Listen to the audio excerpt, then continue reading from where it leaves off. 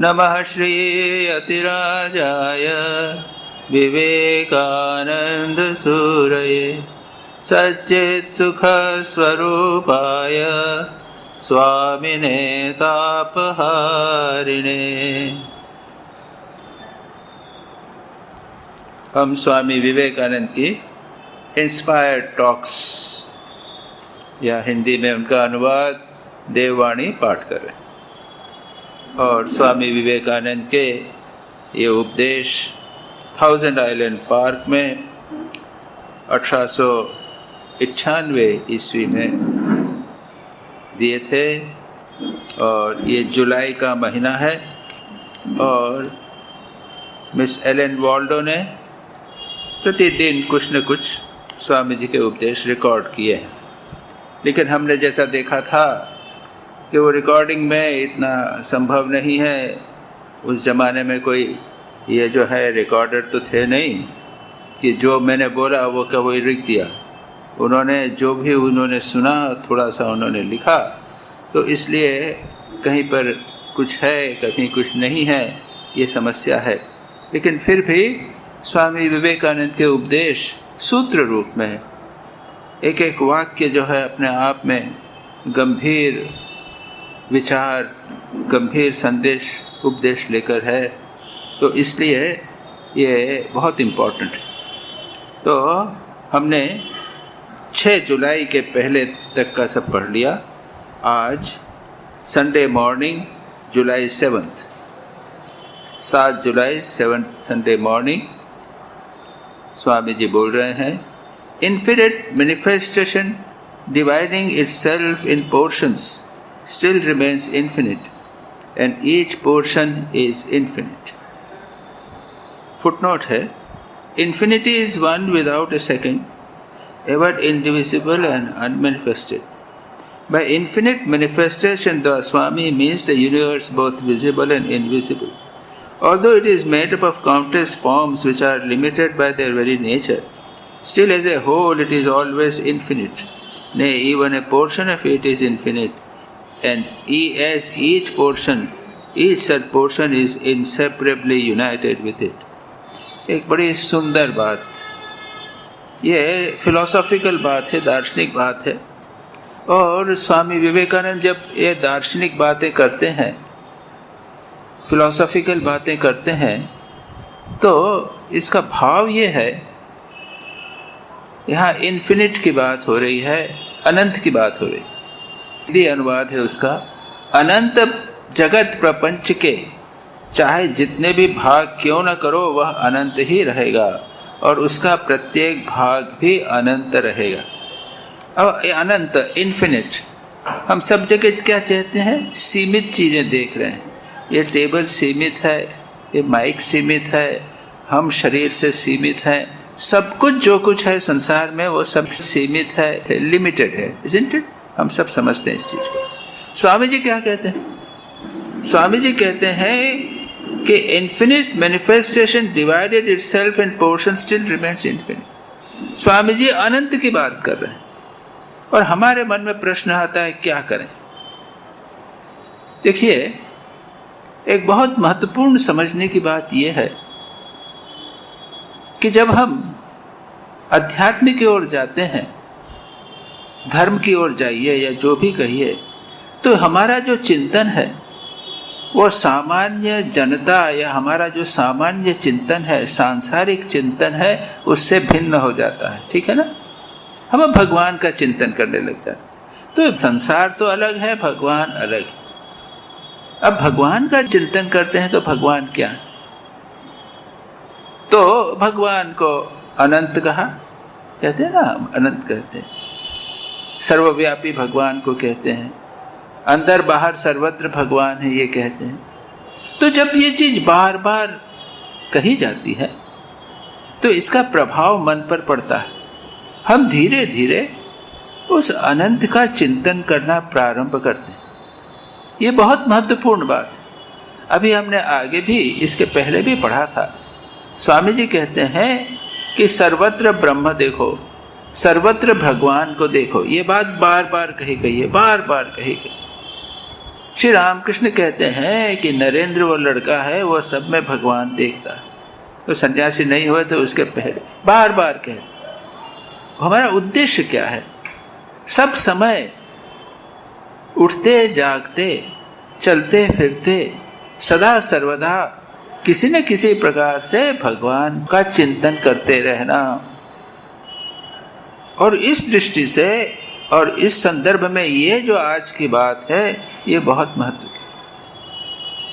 क्या कहा है यहाँ पे?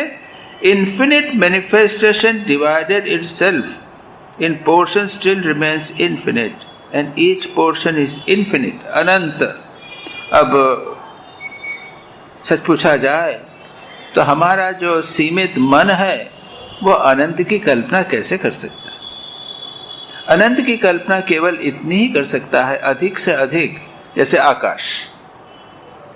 तो आकाश क्या है? सर्वव्यापी है, अनंत है, अंतरहित है, जहां देखो वहां आकाश। आकाश का अर्थ है स्पेस, स्थान। तो आकाश यहां है कि नहीं? ऐसा नहीं कि वो सामने जो मैंने ऊपर उंगली दिखाया वो आकाश है, यहां पर भी आकाश है। यहां पर जो सामने जो कुर्सियां रखी हैं, टेबल रखी हैं, यहां पर भी आकाश। एक कमरे के भीतर भी आकाश। अच्छा, ये आकाश इस खंबे के अंदर भी है? ऐसा नहीं कि एक खंबे के द्वारा आकाश सीमित हो गया, आकाश उसके अंदर, स्पेस उसके अंदर। तो हम अनंत की कल्पना आकाश के माध्यम से ही कर सकते हैं, उससे अधिक हमारा मन नहीं जा सकता। अब स्वामी जी कहते हैं, अब यह पहले तो यह अनंत को सोचो, और अब तो अगर इस अनंत को हम चैतन्य सोचें, कॉन्शियस सोचें। चैतन्य का अर्थ क्या? मैं चैतन्य हूं, यह टेबल चेतन नहीं है, आप चेतन हैं।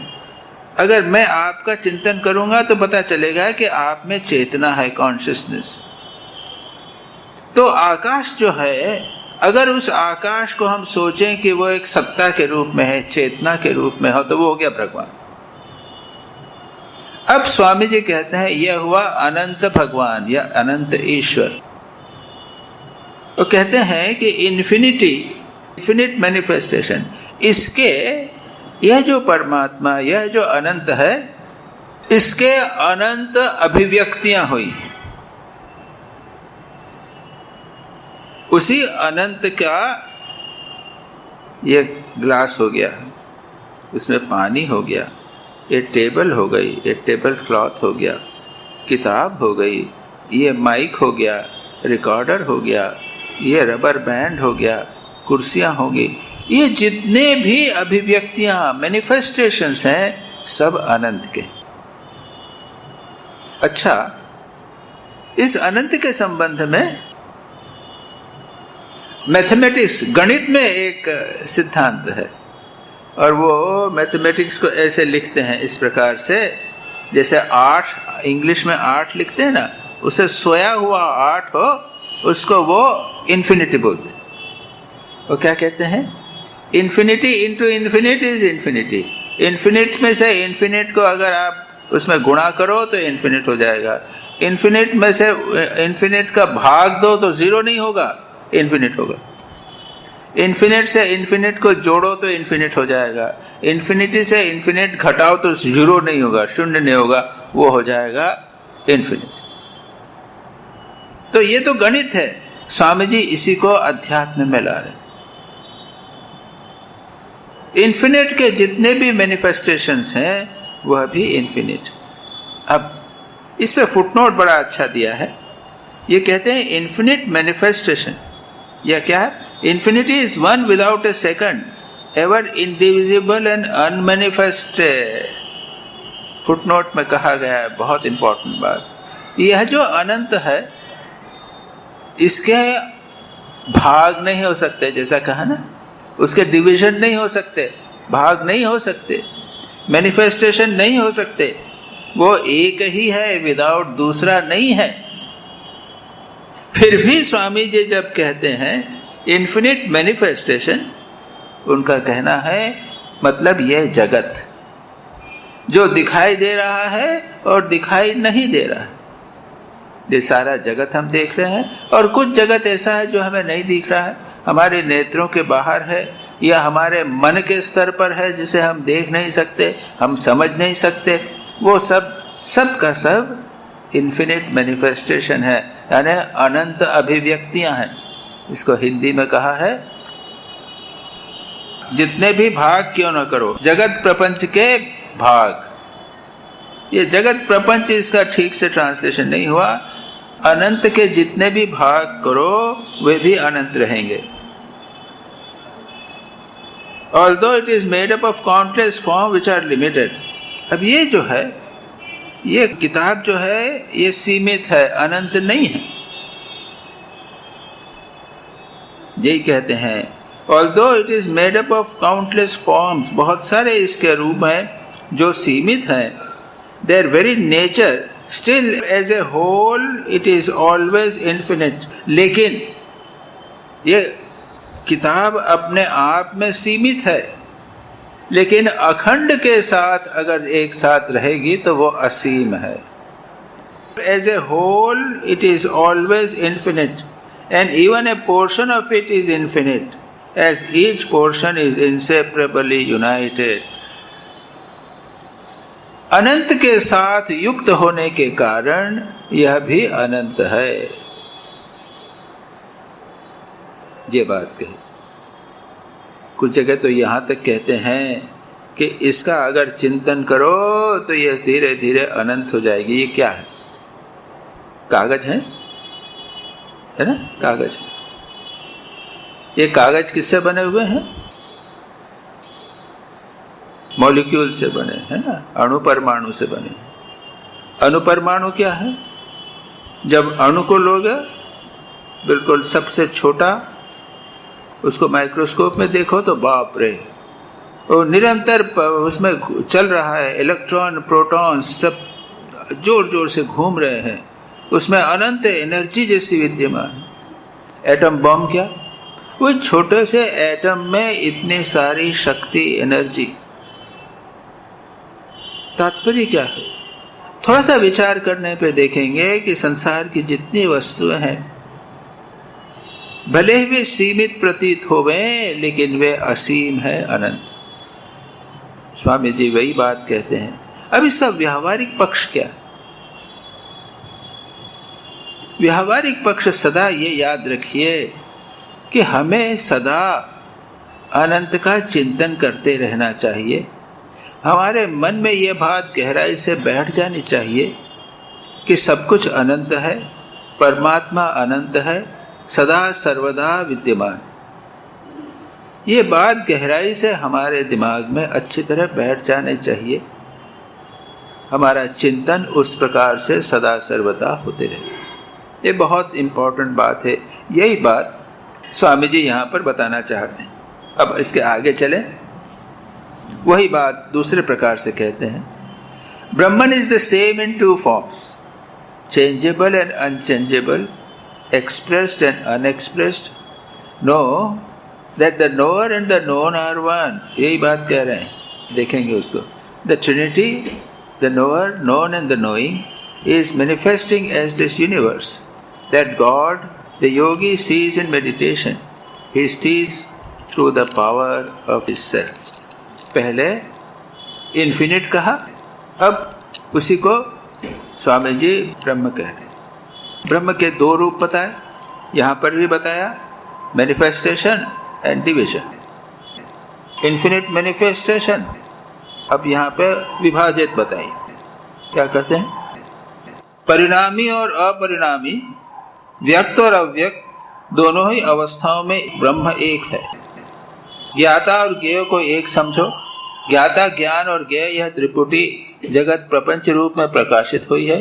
योगी ध्यान में जो ईश्वर का दर्शन करते हैं वे अपनी आत्मा की शक्ति से ही कर पाते हैं। ये सूत्र हैं, छोटे छोटे सूत्र हैं।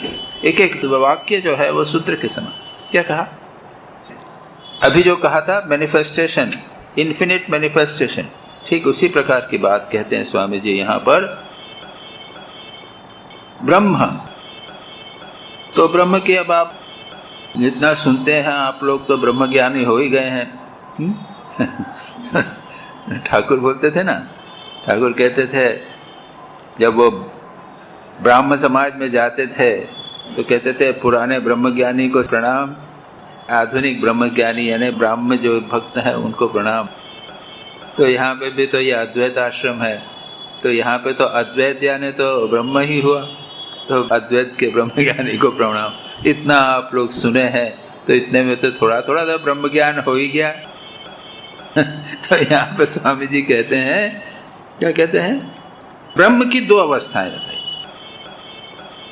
2 फॉर्म्स, परिणामी अपरिणामी, व्यक्त और अव्यक्त। अभी वही बात कर रहे थे, जो अनंत की बात की थी वो ब्रह्म है, और उसने व्यक्त क्या, ये मकान बना है, ये घर बना है, ये टेबल बनी है, ये हम सब बने हैं, ये क्या है, ब्रह्म की अभिव्यक्ति है, manifestation. 2 forms, changeable and unchangeable, expressed and unexpressed, जो परिवर्तनशील ये, और एक अपरिवर्तनशील जो अभी ब्रह्म का इन्फिनिट जैसा है वो, जो अभिव्यक्त है और जो अनअभिव्यक्त है जिसको हम देख नहीं सकते। ये दोनों स्वामी जी कहते हैं अवस्थाओं में ब्रह्म एक। ठीक है, ये हमें सब बात किया, ये ब्रह्म एक है, ये भले ही विविधता दिखाई देवे लेकिन ब्रह्म सदा एक है। ये बात मन में बार बार बिठानी चाहिए। अच्छा, फिर कहते हैं स्वामी जी, अब दूसरी बात कहते हैं, ज्ञाता और ज्ञेय को एक ही समझो। उसी प्रकार से यही बात चल रही है, हाँ, सदा एक एक की बात चल रही है। हमारा मन बाहर भागता है, हमारे मन को विविधता चाहिए, हम जगत को देखना चाहते हैं, जगत को सत्य प्रतीत होता है, जगत में रहना चाहते हैं, उसका चिंतन करना चाहते हैं। और बार बार स्वामी जी बार बार इस किताब में कहते हैं, नहीं, एक है, एक है, एक है, सभी को देखो। ये जो व्यक्त जगत है और जो अव्यक्त जगत है, जो परिणामी है, यह परिणाम यानी व्यक्त हो गया, उसमें कुछ परिवर्तन हो रहा है, और जो अपरिणामी, दोनों एक है। बार बार कितनी इंपॉर्टेंट बात ये है। हमारा जब संसार में आए हैं, उस हमारे जीवन का उद्देश्य है इस एक को जानना, जो सदा अपरिवर्तनशील रहता है। ये सारे परिवर्तन के पीछे जो सदा विद्यमान रहता है। यहाँ तक कि अब आगे क्या कहते हैं, नोअर एंड द नोन, ज्ञाता और ज्ञेय। मैं ज्ञाता हूँ, मैं जानने वाला हूँ, और इस किताब को मैंने जाना। आप लोग ज्ञाता हैं और आप लोगों ने बहुत सारी वस्तुओं को जाना। ये दोनों अंतर हमेशा रहते हैं हमारे। और आगे चलकर स्वामी जी क्या कहते हैं, ज्ञाता, ज्ञान और ज्ञेय। एक और चीज जोड़ दी, ज्ञाता यानी जानने वाला, ज्ञेय यानी जिसको जाना। मैं जानने वाला हूं और इस टेबल को जानता हूं, मेरे शरीर को जानता हूं। और तीसरी चीज एक और जोड़ दी, एक ज्ञान। इसके भीतर एक ज्ञान के माध्यम से जानते हैं। मैंने आंखों से देखा, मन से समझा, ये मुझे ज्ञान प्राप्त हुआ, और ज्ञान के माध्यम से मैंने एक वस्तु को जाना। स्वामी जी क्या कहते हैं, ज्ञाता, ज्ञान और ज्ञेय, यही त्रिपुटी जगत प्रपंच के रूप में प्रकाशित हुई है। यही जो है ये बाहर अभिव्यक्त हुई है। This trinity of knower, knowledge and knowing is manifesting as this universe. इस सारे जगत में ये तीन का भेद कर दो। मैं जानने वाला हूँ, मुझे ज्ञान है, और इस ज्ञान के माध्यम से मैं जगत की वस्तुओं को जानता हूँ। तो यहाँ तीन आपने अलग कर दी कि यह जगत आ गया। ठीक है, बिल्कुल सीधी बात, जगत आ गया। अब आगे क्या कहते हैं, that God the yogi sees in meditation, he sees through the power of his own self. अब स्वामी जी कहते हैं यह त्रिपुटी जगत प्रपंच के रूप में प्रकाशित हुई। योगी ध्यान में जो ईश्वर का दर्शन करते हैं वह अपनी आत्मा की शक्ति से ही कर पाते। अब यहां से स्वामी जी ये तो प्रिंसिपल बता दिया कि एक जगत प्रपंच के पीछे एक अनंत सत्ता है, ब्रह्म है, जो व्यक्त अभिव्यक्त दोनों सिचुएशन में रहता है, एक है। इसको जाने कैसे? अब आगे आएगा। एक वाक्य यहाँ कहा और विस्तार आएगा। तपस्या की चर्चा आएगी, ध्यान की चर्चा आएगी। ये बहुत महत्वपूर्ण बात है। क्या कहते हैं? योगी ईश्वर का दर्शन आत्मा की शक्ति से ही करते हैं। एक सूत्र रूप में बोल दिया, इसका विस्तार नहीं है और बड़ा मुश्किल है समझना भी। Yogi sees in meditation that God and he sees through the power of his own self. हम जो परमात्मा को जानते हैं अपनी आत्मा की शक्ति से ही जानते हैं। हमारी आत्मा अनंत है, वह मन को शक्ति प्रदान करती है और उस शक्ति के माध्यम से योगी जगत को जानता है, परमात्मा को जानता है, उस ईश्वर को जानता है। यहाँ पर गॉड आ गया। अभी तक इन्फिनिट मैनिफेस्टेशन था, ब्रह्म भी कहा, स्वामी जी ने गॉड भी कहा। एक ही चीज को स्वामी जी तीन रूप से बता रहे हैं। अब आगे चलें। So long as enjoyment is sought, bondage remains. Only imperfection can enjoy, because enjoyment is the fulfilling of desire. The human soul enjoys nature. अब यहाँ पे इसके बाद दूसरी चीज प्रारंभ होगी। एक बहुत महत्वपूर्ण स्टेटमेंट है, वो ये है, हम जिसे स्वभाव से अदृष्ट कहते हैं वह केवल भगवत ईश्वर इच्छा मात्र है। What we call nature fate, अच्छा ये सेंटेंस छूट गया था। What we call nature fate is simply God's will. दो बातें हम क्या कहते हैं? कोई व्यक्ति बीमार हो गया, बीमार होकर साल भर तक कष्ट पाया, बहुत कष्ट पाया। हम क्या कहते हैं? अरे इसके प्रारब्ध में था, है ना, प्रारब्ध था, इसका कर्म था, इस कर्म के कारण उसने फल भोगा। इसको अदृष्ट भी कहते हैं, नेचर कहते हैं, अदृष्ट। अदृष्ट यानी जिसे हम नहीं जानते। प्रारब्ध कर्म क्या है हम नहीं जानते, कोई जान नहीं पाता। ज्योतिष लोग थोड़ा बहुत बता देते हैं, लेकिन इसके अलावा हमारा क्या होगा, प्रारब्ध कर्म कैसा होगा, हम नहीं जानते। कुछ लोग हैं वो जल्दी जल्दी उनको कष्ट ज़्यादा नहीं होता है और जल्दी जल्दी उनका शरीर चला जाता है। और कुछ हैं सन्यासी हों, बड़े भी हों, 8-10 साल तक बिस्तर में पड़े रहते हैं, कष्ट पाते हैं। ये क्यों होता है? इसका उत्तर यही कहते हैं, अदृष्ट। ये कर्म के कारण। इसको दूसरा स्वभाव, जिसे स्वभाव या अदृष्ट कहते हैं। पर स्वामी जी कहते हैं एक इसी को कहने का तीसरा प्रकार भी है। वो क्या है? ईश्वर इच्छा, गॉड्स विल। स्वामी जी एक नई चीज ले आते हैं। अदृष्ट अदृष्ट नहीं, मेरे प्रारब्ध की बात नहीं, मेरे स्वभाव के कारण मैं कष्ट भोग रहा हूं, ऐसी बात नहीं है। ईश्वर इच्छा, भगवान की इच्छा है। मैं क्या? मायर इच्छा। ठाकुर बार बार मायर इच्छा, माँ की इच्छा। संसार में जो कुछ हो रहा है ये माँ की इच्छा के कारण, भगवान की इच्छा के कारण हो रहा है। ये स्वामी जी यहाँ पर एक नई बात कहते। अब ये हमारे ऊपर निर्भर करता है कि हम कौन सा सिद्धांत स्वीकार करें।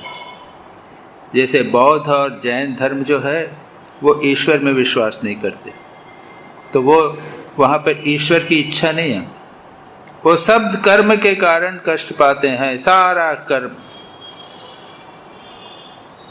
वो लोग ईश्वर की इच्छा में नहीं विश्वास करते। मुझे अगर कष्ट हो रहा है, पहले हमने पाप किए थे, वो पाप के द्वारा कष्ट हो रहा है। मैंने बताया था आप लोगों को, कई बार बोला है। एक वरिष्ठा सन्यासिनी थी, पूज्य गुरु मत जैसी थी, मैं उनके पास जाता था, जैन थी। उनको कैंसर हो गया, ब्रेस्ट का कैंसर हो गया। बहुत कष्ट होता था, कभी कभी 5-5, 6-6 दिन, 7-7 दिन कष्ट के कारण, पीड़ा के कारण नींद नहीं आती थी। लेकिन फिर भी दवाई नहीं लिया। क्यों? ये मेरे पाप कर्म कट रहे हैं। यहाँ ईश्वर इच्छा नहीं है, भगवान की इच्छा के कारण कष्ट नहीं हो रहा, पाप कर्म मेरे कट रहे हैं। अच्छा, जल्दी जल्दी कर्म मेरे कट रहे हैं, पता नहीं कितने जन्म से मैंने किया, ये अदृष्ट जिसे बोलते हैं, या कर्म। और स्वामी जी कहते हैं जो लोग भगवान में विश्वास करेंगे वो इसी को ईश्वर इच्छा कहेंगे। अब आगे कहते हैं जब तक हम अपूर्ण हैं तब तक भोग संभव है, क्योंकि भोग का अर्थ है अपूर्ण वासना की परिपूर्ति। बहुत इंपॉर्टेंट पॉइंट, एक बहुत इंपॉर्टेंट पार्ट है ये, कि इंग्लिश में है इसका, so long as enjoyment is sought. इसका ट्रांसलेशन ठीक नहीं हुआ, जब तक भोग सुख खोजा जाता है। ये बहुत इंपॉर्टेंट, जब तक हमारे मन में भोग करने की इच्छा है, बढ़िया खाने की इच्छा है, बढ़िया सोने की इच्छा है, बढ़िया कपड़े पहनने की इच्छा है, सैर सपाटा करने की जाने की इच्छा है, बढ़िया संगीत सुनने की इच्छा है, ये सारी की सारी छोटी मोटी अच्छी बुरी सभी इच्छा है, याद रखें। समाज सेवा करने की इच्छा, गरीबों की सेवा करने की इच्छा, या खुद भोग करने की इच्छा, सभी प्रकार की इच्छाएं जब तक हमारे मन में है, as long as enjoyment is sought, bondage remains, तब तक बंधन बना रहता है, याद रखिए। इसलिए यथासंभव श्री राम कृष्ण कहते हैं अपनी इच्छाओं को, वासनाओं को त्याग दो। कैसे कर? छोटी मोटी वासना होए उसको भोग कर लो, और भोग के साथ में विवेक करो। अरे मुझे रसगुल्ला खाने की इच्छा थी, ठाकुर ने स्वयं खाया, मुंह में इधर उधर घुमाया, बहुत टेस्ट किया, और मन से कहा अरे मन, इसी को कहते हैं भोग इच्छा। तुम्हारी वो फलाना स्पेशल हो संदेश खाने की इच्छा थी, तुमने खा लिया, इसी को कहते हैं भोग। उनको सुंदर दुशाला पहनने की इच्छा थी, दुशाला पहना, सबको दिखाया, देखो मैं कैसा दिख रहा हूँ, और उसके बाद में विचार किया अरे मन, ये तो भगवान से दूर ले जाता है, ये बंधन में डालता है, उसको छोड़ दो। भोग करो, विचार के द्वारा छोड़ दो। श्री राम कृष्ण ने ये स्वयं करके दिखाया। 3-4 दृष्टांत हैं, जो लोग श्री राम कृष्ण की जीवनी इत्यादि पढ़ते हैं वे जानते। और दूसरा क्या कहा? जो बड़े भोग हैं, संसार में नाम यश चाहते हैं, एक प्रतिष्ठा चाहते हैं, स्त्री पुत्र की इच्छा है, पुत्रेशना दारेशना इत्यादि की इच्छा है, इसको बाबा विचार करके भी त्याग दो, विवेक करके त्याग दो, क्योंकि वो इतनी आसानी से नहीं छूटेगा, बंधन में पड़ जाओ।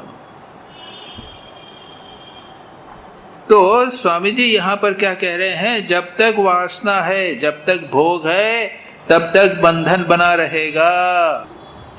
अच्छा, जैसे ही वासना समाप्त होती है, याद रखिए बंधन छूट जाता है, मुक्ति हो जाती है। क्या कहा है? जब तक हम अपूर्ण हैं तब तक भोग संभव है, क्योंकि भोग का अर्थ है अपूर्ण वासना की परिपूर्ति। भोग संभव है, अपूर्णता तभी तक विद्यमान। पातंजल योग सूत्र में एक बड़ी अच्छी बात आती है, वहां पर 5 क्लेश बताए गए हैं जो कष्ट देते हैं। अविद्या, यानी जो अनित्य है उसको नित्य समझना, जो अशुचि या अपवित्र है उसे पवित्र समझना इत्यादि, ये हुआ अविद्या। अस्मिता, अहंकार, फिर राग द्वेष। राग द्वेष क्या है हम समझे? इंग्लिश में बोलते हैं लाइक्स एंड डिसलाइक्स।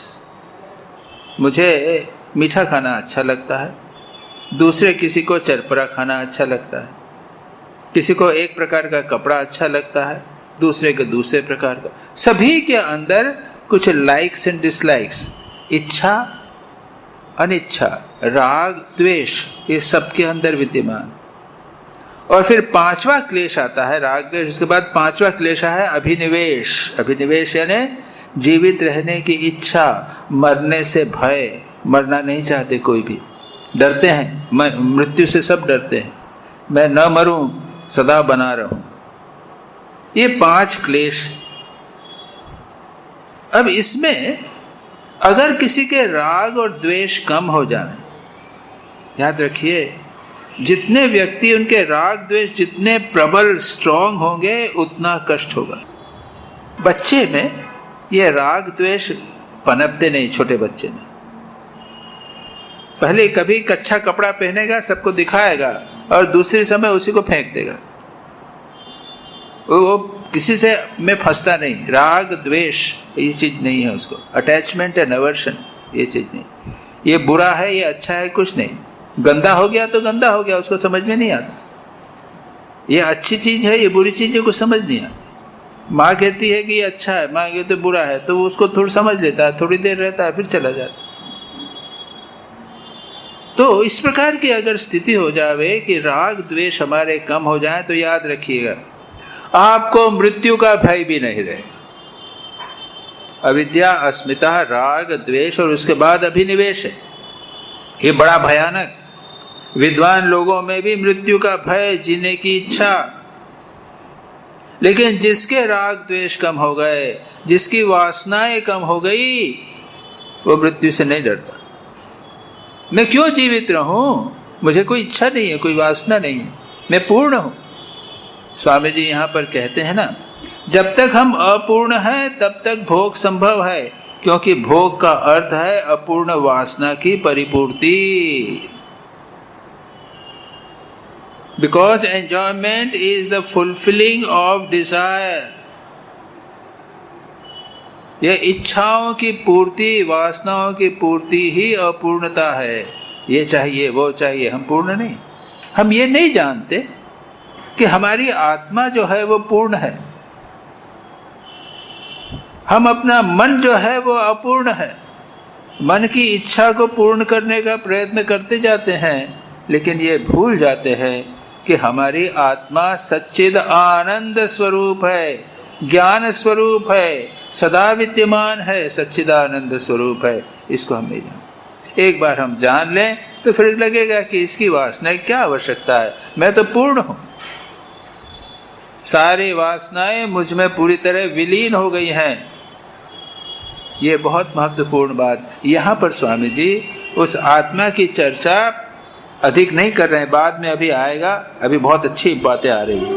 कितने आगे, प्रकृति जीवात्मा प्रकृति का उपभोग करता है। प्रकृति, जीवात्मा और ईश्वर, इनका अंतर्निहित सत्य है ब्रह्म। ये अभी जो बात हमने की, ये प्रकृति, जीवात्मा और परमात्मा, ये 3 चीजें, गॉड, सोल एंड नेचर, ये 3 सारे जगत को विभक्त करके दे दिया। स्वामी जी कहते हैं कि ये तीनों अंतर्निहित सत्य है ब्रह्म। इनके भीतर जो भाव है वो ब्रह्म है। बार बार बात उसी बात की। किंतु जब तक हम उसे प्रकाशित नहीं करते तब तक हम उसे देख नहीं पाते। अभी बकबक कर रहे हैं हम, मैं बोल रहा हूँ, आप सुन रहे हैं, तो क्या ब्रह्म का दर्शन हो गया? और नहीं हो पाता। जब तक उसे हम प्रकाशित नहीं करते तब तक हम उसे नहीं देख पाते। अब आगे कहते हैं, जैसे घर्षण के द्वारा अग्नि उत्पन्न होती है, उसी प्रकार ब्रह्म को भी मंथन के द्वारा प्रकाशित किया जाता है। यहाँ पर एक नई बात आती है। क्या कहते हैं? It may be brought out by pramanth और friction, just as we can produce fire by friction. अग्नि कैसे जलाते हैं? घर्षण के द्वारा ना। जलाई आपने घर्षण के द्वारा अग्नि कि नहीं जलाई? जलाई कि नहीं? रोज माचिस जलाते हैं, घर्षण हुआ तो रोज। 2 चीजों का घर्षण, उससे अग्नि पैदा। हम सब जानते। पहले तो दूसरे प्रकार से था, एक लकड़ी, उसमें दूसरी लकड़ी को करते थे और वहां पर उसके अंदर थोड़ी सी घास रखते थे और वो जलती थी। खैर, यहाँ पर क्या कहते हैं? प्रमंथन। The body is the lower wood. अब ये किसमें घर्षण करना? ये माचिस जो है, इसका बॉक्स और माचिस की काड़ी, ये क्या है? ये तो दृष्टांत है, दो चीजों का घर्षण। कौन सी घर्षण है? ये बोलते हैं body is the lower piece of wood, Om is the pointed piece and dhyan is the वृक्ष।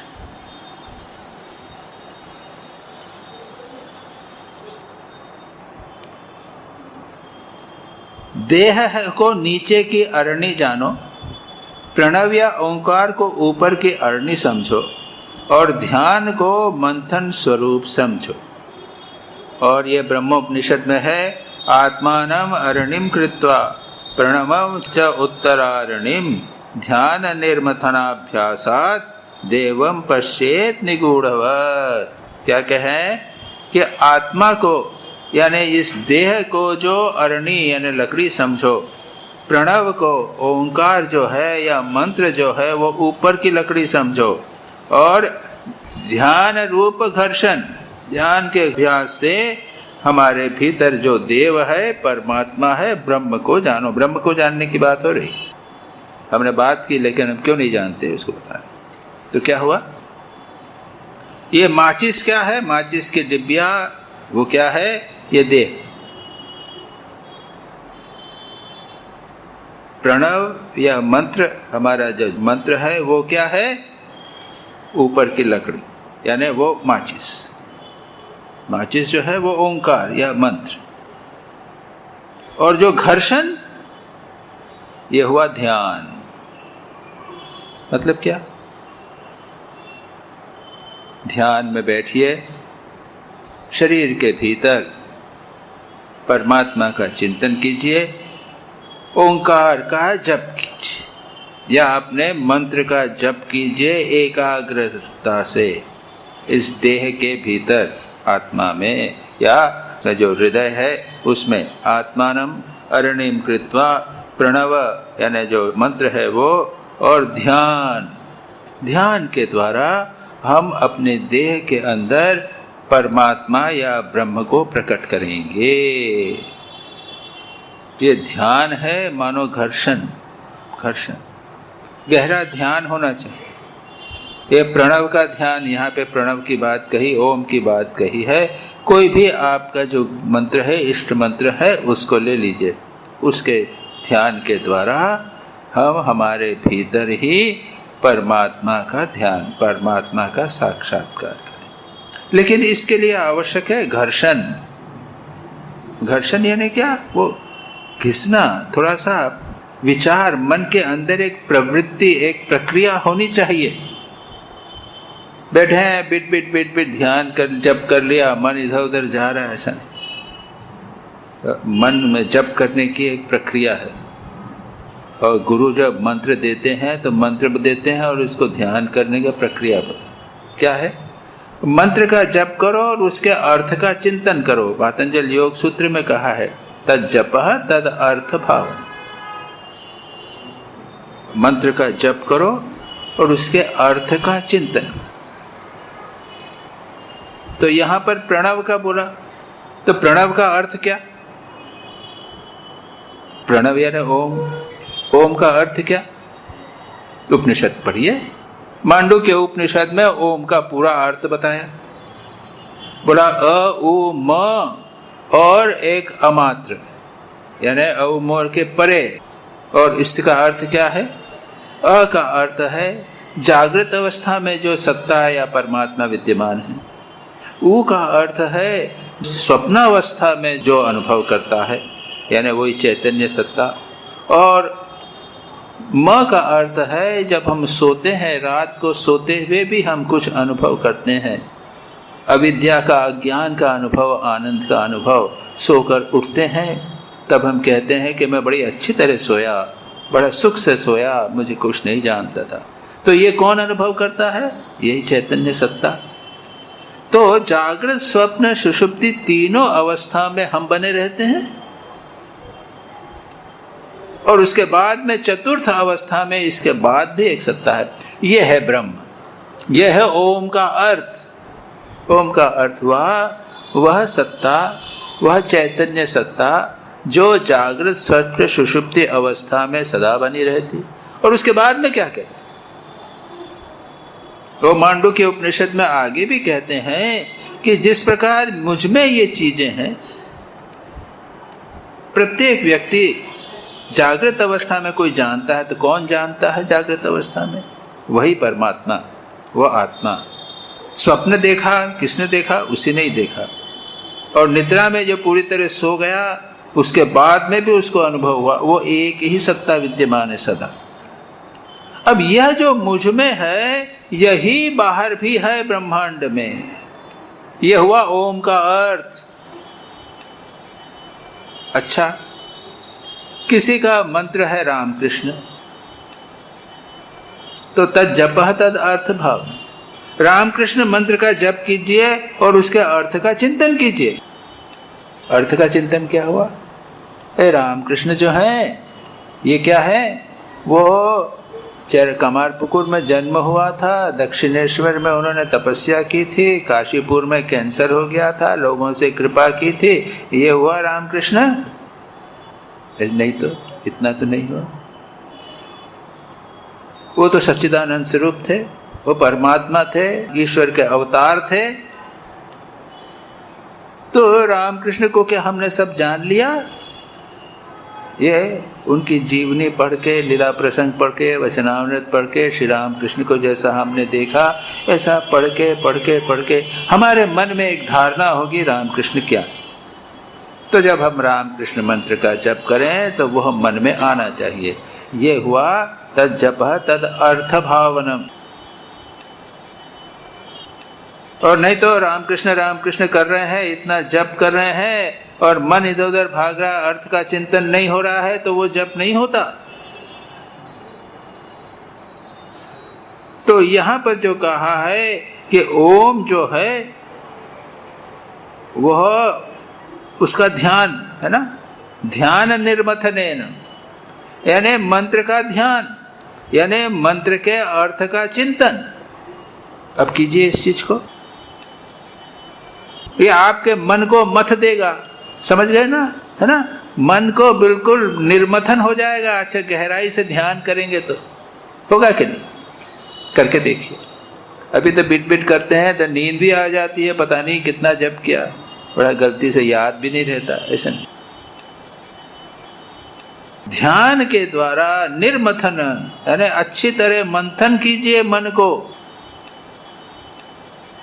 तब आपको ध्यान निर्मथनेन देवम पश्येत निगूढ़वत्, उसकी देवता की, चैतन्य की, परमात्मा का को देखेंगे। यह आपके इंग्लिश किताब में नहीं है, हिंदी किताब में उन्होंने ये श्लोक दिया है, ये ब्रह्मोपनिषद से। कितनी महत्वपूर्ण बात। स्वामी जी जो बोलते हैं कि ऊपर की अरणी ओम हुआ, नीचे हमारा देह है, the body is the lower piece, Om is the pointed piece and ध्यान is the friction। ओम को लेकर या अपने मंत्र को लेकर गहराई से ध्यान कीजिए, गहराई से ध्यान कीजिए, तद जपः तद अर्थ भावनम कीजिए। देखेंगे कि कितना ये कठिन हो जाता है, ये संघर्ष, घर्षण हो जाता है। और तब उसके बाद में it may be brought out, ब्रह्म जो है वो प्रकट होगा। It may be brought out unseen until we bring out. ब्रह्म को हमको दिखाई नहीं देता, लेकिन ध्यान कीजिए, ध्यान का मथन कीजिए, घर्षण कीजिए, धीरे धीरे आपको व्यक्त लगेगा, हाँ रामकृष्ण है। ये ओम जो था वो चैतन्य सत्ता सदा विद्यमान जो है वो है, यह आपको पता चलेगा। उसके बाद स्वामी जी कहते हैं, when this is used, that light which is the knowledge of Brahman will burst forth in the soul, seek it through tapas। वही बात कर रहे हैं, अगर जब ऐसा करोगे, इस प्रकार मंथन करने पर आत्मा में जो ब्रह्म ज्ञान रूपी अग्नि है, याद रखिए ज्ञान हमारे भीतर है, अभी ऊपर ही कहा था। ये योगी ध्यान के द्वारा जो ईश्वर का दर्शन करते हैं वह अपनी आत्मा की शक्ति से ही करते हैं, ये आत्मा में ही सब कुछ विद्यमान है। आत्मा में जिस प्रकार मंथन करने पर आत्मा में जो ब्रह्म ज्ञान रूपी अग्नि है वह प्रकाशित हो जाएगी, ये ज्ञान प्रकाशित होगा, आपको पता चलेगा कि ब्रह्म क्या है। अभी तो सब बातचीत ही हो रही है। उसके बाद में कहते हैं तपस्या द्वारा यही करने की चेष्टा करो, तपस्या के द्वारा इसे करो। अब तपस्या क्या है, स्वामी जी ने इसकी व्याख्या नहीं की। अभी हम देखेंगे, आज तो समय धीरे धीरे हो रहा है, बहुत महत्वपूर्ण बातें हैं ये। देह को सरल भाव से रखकर इंद्रियों की आहुति मन में दो। इंद्रियों का केंद्र भीतर है, बाहर तो उनके यंत्र या गोलक हैं, इसलिए बलपूर्वक मन में उनका प्रवेश करा दो। इसके बाद धारणा की सहायता से मन को ध्यान में स्थिर करो। बाप रे, जैसे दूध के भीतर सर्वत्र मक्खन रहता है, ब्रह्म भी उसी तरह सर्वत्र विद्यमान है, किंतु मंथन द्वारा एक विशिष्ट स्थान में प्रकाशित होता है। स्वामी जी मंथन और घर्षण की बात कर रहे हैं, उन्होंने तपस्या की बात की, इंद्रियों को मन में डालने की बात की। इसको थोड़ा सा देख लेते हैं। तपस्या क्या? तपस्या शब्द हम बहुत बोलते हैं ना, तपस्या बहुत सा बातचीत करते हैं, तपस्या तपस्या तपस्या। और तपस्या का अर्थ सामान्यतः लिया जाता है उपवास करना, एकादशी का व्रत करना, ये नवरात्र का व्रत करना। तो नवरात्र में चंडी पाठ रोज करना, उपवास करना, जब तक पूजा नहीं हो जाती तब तक कुछ नहीं खाना, ये सब जब तप हो गए। इसी प्रकार के बहुत सारे तप हैं, बहुत तप हैं। जैन धर्म तो तप प्रधान जन्म, तो उसमें कितने प्रकार के उपवास हैं। 1 दिन का उपवास, 3 दिन का उपवास, 8 दिन का उपवास। फिर वर्षी तप है तो 1 दिन खाना, 1 दिन नहीं खाना, 1 दिन खाना, साल भर तक करना। 1 दिन खाना, 1 दिन नहीं खाना, 1 दिन खाना, 1 दिन नहीं खाना। और जिस दिन खाना है उस दिन अगर एकादशी आ गई तो भी नहीं खाना, तो 3 दिन हो गया। इस प्रकार का सारे वर्ष तक करना, संकल्प लेके करना। ऐसे बहुत सारे तपस्या। मुख्य बात क्या है? संयम। संयम, सेल्फ कंट्रोल, इंद्रियों का संयम, मन का संयम, भोजन इत्यादि का संयम, नियंत्रण करना, कंट्रोल करना। ये भोग जो भाग रहे हैं, इंद्रियां जो जा रही है, उनका संयम करना। इंद्रियाणाम मनसो निग्रह परमम तपः। इंद्रियों और मन का निग्रह, कंट्रोल, यह है परम तप। याद रहे, सीधी बात। और क्यों कहते हैं इसको तप? हमारा मन की और इंद्रियों की जो शक्ति है वो बाहर बिखर रही है। हम निरंतर, मन बाहर भाग रहा है, इंद्रियां बाहर भाग रही हैं, सारी शक्ति बिखर रही है, उसको आप समेट लीजिए। कंट्रोल करके एक दिशा में अगर ले जाएंगे तो महान शक्ति है। इसलिए तप से क्या होता है? सिद्धि आ जाती है, इंद्रिय की सिद्धि आ जाती है, मन में महान शक्ति आ जाती है। बहुत सारी सिद्धियां और प्रभाव तपस्या के द्वारा प्राप्त हो जाते हैं। बिना तप के कुछ नहीं होता। एक उपनिषद की कहानी भी है, एक व्यक्ति ने ध्यान किया तो उसको सुना, तप तप तप, तप करो तप करो तप। ये तपस्या हमारे जीवन का एक अभिन्न अंग हो जाना चाहिए। आजकल भोग हमारे जीवन का अभिन्न अंग है, नहीं, तपस्या हमारे जीवन का अभिन्न अंग हो जाना चाहिए। तो स्वामी जी यहाँ क्या कहते हैं? सीक इट थ्रू तपस, तपस्या के द्वारा ब्रह्म को प्राप्त करने का प्रयत्न करो। उसके बाद में कोई तपस्या का थोड़ा सा अंग यहाँ पे बात बताते हैं स्वामी जी। वो क्या कहते हैं? देह को सरल भाव से रखकर इंद्रियों की आहुति मन में दो।